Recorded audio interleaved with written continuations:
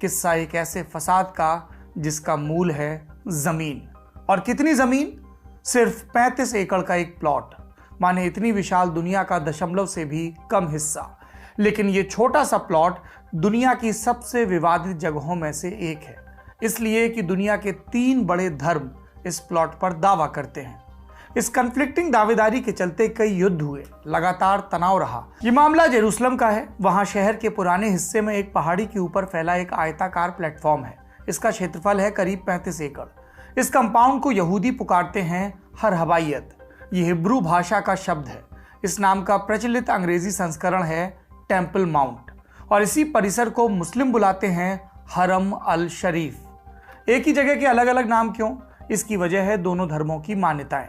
यहूदी मानते हैं कि इसी जगह पर उनके ईश्वर ने वो मिट्टी सजोई थी जिससे एडम का सृजन हुआ। एडम माने वो पहला पुरुष जिससे इंसानों की भावी पीढ़ियां अस्तित्व में आई। यहूदियों की एक और मान्यता जुड़ी है टेम्पल माउंट से।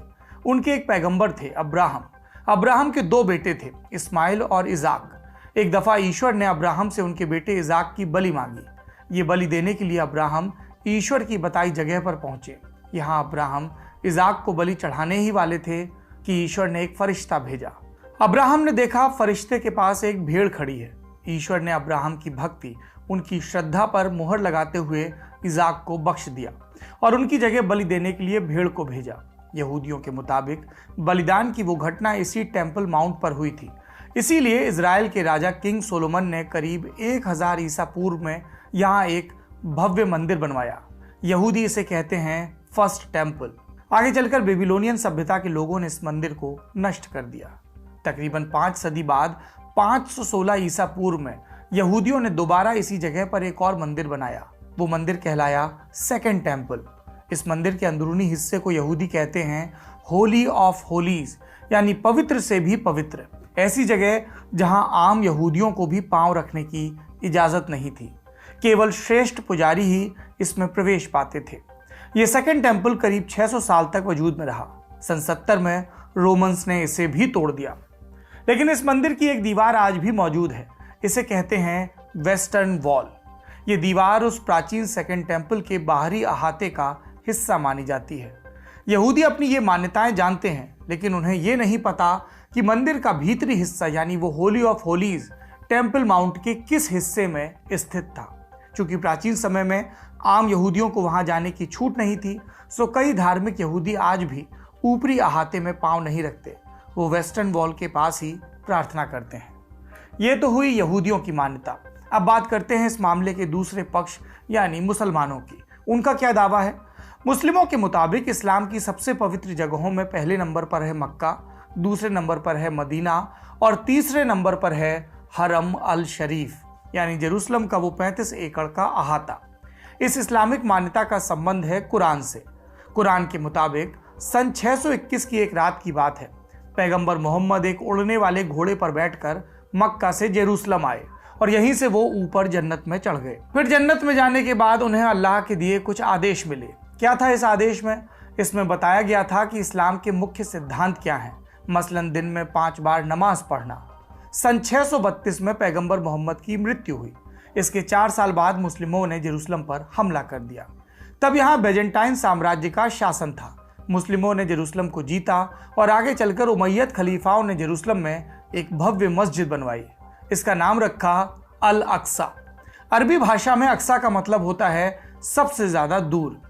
इसी अल अक्सा मस्जिद के सामने की तरफ है एक सुनहरे गुंबद वाली इस्लामिक इमारत। इसे कहते हैं डोम ऑफ द रॉक। मुस्लिम मानते हैं कि सदियों पहले उस रात को उड़ने वाले घोड़े पर सवार पैगंबर मोहम्मद ने जेरूसलम में पहली बार जहां पांव रखा उसी जगह पर है अल अक्सा मस्जिद, और जिस जगह से उठकर वो उस रात जन्नत चढ़े वहीं पर है डोम ऑफ द रॉक। और ये दोनों इमारतें जेरूसलम में कहाँ हैं? उसी 35 एकड़ वाले आयताकार कंपाउंड के भीतर, जिसे यहूदी अपने प्राचीन मंदिरों की लोकेशन मानते हैं। अब आपको इस लोकेशन को लेकर बने झगड़े की वजह समझ आ गई होगी। अब सवाल है कि टेम्पल माउंट उर्फ हरम अल शरीफ पर कंट्रोल किसका है? जवाब है इट्स कॉम्प्लिकेटेड। कैसे? ये जानने के लिए हमें फिर से हिस्ट्री बांचनी पड़ेगी। इतिहास में एक दौर हुआ क्रूसेड्स का। क्रूसेड यानी होली वॉर, ऐसे युद्ध जो धर्म के आधार पर लड़े गए। ये क्रूसेड्स हुए थे ईसाइयों और मुस्लिमों के बीच। और इसकी वजह क्या थी? जब इस्लाम का विस्तार शुरू हुआ तो इस्लामिक साम्राज्य ने ईसाइयों द्वारा पवित्र मानी जाने वाली कई जगहों को जीत लिया। जेरूसलम भी इनमें से एक था। ये बात चर्च को असहनीय थी, इसलिए कि जेरूसलम उन्हें भी बहुत अजीज था। ईसाई धर्म में जेरूसलम की क्या वैल्यू थी? ईसाई मानते हैं कि ईसा मसीह ने इसी शहर में अपना उपदेश दिया, यहीं उन्हें सूली पर चढ़ाया गया और यहीं पर वो दोबारा जी उठे। ईसाई ये भी मानते हैं कि एक रोज ईसा वापस दुनिया में लौटेंगे और उनकी इस सेकंड कमिंग में जेरूसलम का अहम किरदार होगा। अब इन सारी मान्यताओं की क्रोनोलॉजी देखिए। सबसे प्राचीन मान्यता है यहूदियों की। सबसे प्राचीन इसलिए क्योंकि क्रिश्चियनिटी और इस्लाम दोनों यहूदी धर्म के बाद आए। यहूदियों पर हमला किया रोमन्स ने, उन्होंने जेरूसलम पर कंट्रोल किया। फिर आए मुसलमान, उन्होंने जेरूसलम को अपने कंट्रोल में लेकर यहाँ धार्मिक इमारतें बनवाई। फिर आगे चलकर ईसाइयों और मुस्लिमों में धर्म युद्ध शुरू हुआ। इसमें पहला ही युद्ध जेरूसलम के लिए लड़ा गया। इस फर्स्ट क्रूसेड के तहत जुलाई 1099 में ईसाइयों ने जेरूसलम को जीत लिया, लेकिन ये जीत ज्यादा समय तक बरकरार नहीं रही। 1187 में मुस्लिमों ने जेरूसलम को वापस हासिल कर लिया और उन्होंने हरम अल शरीफ का प्रबंधन देखने के लिए वक्फ यानी इस्लामिक ट्रस्ट का गठन किया। पूरे कंपाउंड का कंट्रोल इसी ट्रस्ट के हाथ में था और यहाँ गैर मुस्लिमों को प्रवेश की अनुमति नहीं थी। सदियों तक ऐसी ही व्यवस्था बनी रही। फिर आया 1948 का साल। इस बरस गठन हुआ इजराइल का, उसी जमीन पर जहां फिलिस्तीनियों का देश था। फिलिस्तीन और इजराइल दोनों के अपने अपने दावे। फिलिस्तीन का कहना था हमारे देश में दूसरा देश कैसे बनेगा। उनकी मांग थी कि कहीं और बनाया जाए यहूदी देश, लेकिन यहूदी इसके लिए राजी नहीं थे। उनका कहना था कि वो कहीं और क्यों जाएंगे, ये जमीन तो उनके पुरखों की है। उन्हें सदियों तक इस जमीन से बेदखल रखा गया, अब उन्हें जमीन वापस चाहिए। यहूदियों की इस दावेदारी का आधार क्या है? इस दावे पर बतौर सबूत इजराइल का आधार है एक धर्मग्रंथ जिसका नाम है हिब्रू बाइबल। इस बाइबल का पहला हिस्सा कहलाता है बुक ऑफ जेनेसिस। इसके एक भाग का नाम है covenant between God and Abraham, माने ईश्वर और अब्राहम के बीच हुआ करार। कैसा करार? यहूदियों के मुताबिक उसके पूर्वज अब्राहम पहले मेसोपोटामिया में रहा करते थे। ईश्वर के आदेश पर वो अपना घर बार छोड़कर नई जगह पहुंचे। ये जगह पश्चिमी एशिया में थी और तब इसे कहते थे लैंड ऑफ कैनन। यहूदी मान्यता के अनुसार इस जगह के लिए खुद ईश्वर ने अब्राहम को अपनी जबान दी थी। कहा था अब्राहम की संतान यहीं पर एक नया देश बसाएंगी। हमने आपको अब्राहम के बेटे इजाक की कहानी सुनाई थी। उन्हीं इजाक के बेटे का नाम था जैकब और इन्हीं जैकब का एक नाम था इजराइल। जैकब उर्फ इजराइल के 12 बेटे हुए। वो कहलाए 12 ट्राइब्स ऑफ इजराइल और इन्हीं कबीलों की पीढ़ियों ने आगे चलकर बनाया यहूदी देश, वो देश जिसका प्राचीन नाम था लैंड ऑफ इजराइल, यानी इजराइल और उनके वंशजों की भूमि। मॉडर्न इजराइल की दावेदारी भी इसी प्राचीन मान्यता पर आधारित है। ये तो हुई इजराइल के गठन की कहानी। अब जूम करके आते हैं जेरूसलम पर। इजराइल जेरूसलम को अपनी राजधानी बनाना चाहता था क्योंकि उनकी पवित्रतम जगह है, उनका टेम्पल माउंट यहीं पर है। लेकिन जेरूसलम और टेम्पल माउंट पर अधिकार मिलना इतना साधारण नहीं था। यहूदियों की तरह दुनिया भर के मुसलमानों की भी आस्था इससे जुड़ी थी। मुसलमान पहले ही इजराइल के गठन का विरोध कर रहे थे। ऐसे में जेरूसलम और टेम्पल माउंट का कंट्रोल और इजराइल को मिल जाता तो भयंकर खून खराबा होता। साथ ही ये मुस्लिमों के प्रति पक्षपात भी होता। सवाल उठता है कि एक समुदाय की धार्मिक मान्यता को दूसरे समुदाय की आस्था से ऊपर कैसे रखा गया, कैसे लोगों को लगा कि पक्षपात होता। और इस सवाल के जवाब के लिए संयुक्त राष्ट्र की देखरेख में दुनिया के बड़े देशों ने एक मसौदा बनाया। इसे कहते हैं पार्टीशन रेजोल्यूशन। इसमें प्रस्ताव दिया गया कि फिलिस्तीन को 2 हिस्सों में बांट दिया जाए, एक हिस्सा यहूदियों का, दूसरा फिलिस्तीनियों का। और जेरूसलम पर क्या प्रस्ताव दिया गया? मसौदे के मुताबिक जेरूसलम पर इंटरनेशनल कंट्रोल की बात कही गई और इस कंट्रोल का पहरेदार यूएन ने खुद को बनाया। इजराइल इस मसौदे पर राजी था, लेकिन अरब मुल्कों ने इसे खारिज कर दिया। दोनों पक्षों के बीच संघर्ष हुआ। इसी संघर्ष का एक अध्याय था 1967 का 6 डे वॉर। इस युद्ध में इजराइल की जीत हुई और इसके साथ ही टेम्पल माउंट के कंट्रोल में भी एक बड़ा बदलाव हुआ। आपको याद है हमने बताया था कि टेम्पल माउंट उर्फ हरम अल शरीफ परिसर का प्रबंधन वक्फ बोर्ड के हाथ में था। 1948 में इजराइल के गठन के बाद भी उनका कंट्रोल बना रहा था। गैर मुस्लिमों को प्रवेश की अनुमति नहीं थी, लेकिन 1967 के युद्ध में इजराइल ने फिलिस्तीनी कंट्रोल के कई इलाकों पर कब्जा कर लिया और इस अधिकृत हिस्से में टेम्पल माउंट भी था। इजराइल ने इस इलाके को जीत तो लिया, लेकिन उसने पवित्र परिसर के कंट्रोल में बदलाव नहीं किया। उस समय इजराइल के रक्षा मंत्री थे मोशे डायन।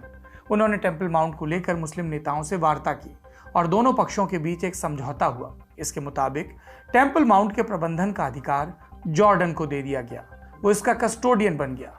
इस समझौते में एक बड़ा बदलाव यह हुआ कि अब यहूदियों को भी इस परिसर में प्रवेश की अनुमति मिल गई, लेकिन केवल पर्यटक के तौर पर।